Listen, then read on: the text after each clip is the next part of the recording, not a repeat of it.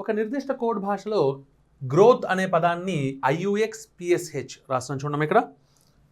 Growth GRO. Spelling మాత్రం అక్కడ చూసి రాయనమ్మా. ఎందుకు అంటే దానికి 2 రీజన్స్. ఒకటి, మన స్పెల్లింగ్లో ఎంత స్ట్రాంగో మనకు ఆల్రెడీ తెలుసు. 2, ఇంటెన్షనల్గా కొన్నిసార్లు వాళ్ళు స్పెల్లింగ్స్ తప్పిస్తారమ్మా. మనం చూసుకోకపోతే తప్పు వచ్చేస్తుంది. ఓకేనా?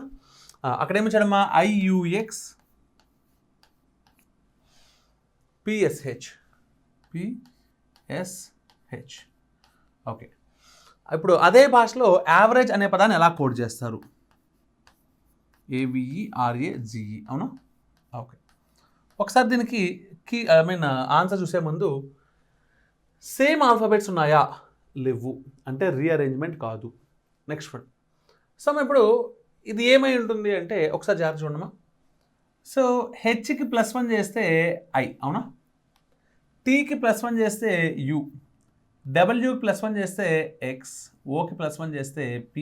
ఆర్కి +1 చేస్తే S అండ్ జీకి +1 చేస్తే ఏంటమ్మా H. అంటే జస్ట్ ఏం జరిగింది అంటే రివర్స్ అయ్యి +1 జరిగింది. అవునా? అంటే ఇక్కడ కూడా రివర్స్ చేసి +1 చేయాలి. అవునా? ఓకే. రివర్స్ చేస్తే ఈకి +1 చేస్తే Fతో స్టార్ట్ అవ్వాలి. అవునా? ఒకసారి ఆప్షన్స్ చూడమ్మా. Fతో స్టార్ట్ అయ్యేవి ఎన్ని ఉన్నాయి?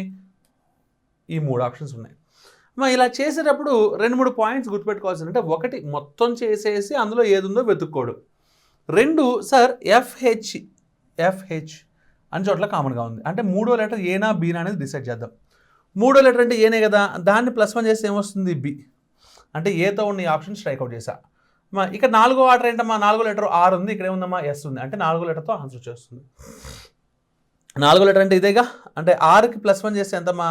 ఎస్. అంటే ఎవరు రావాలి? ఎస్ రావాలి. అంటే second option is the answer. అర్థమైందా?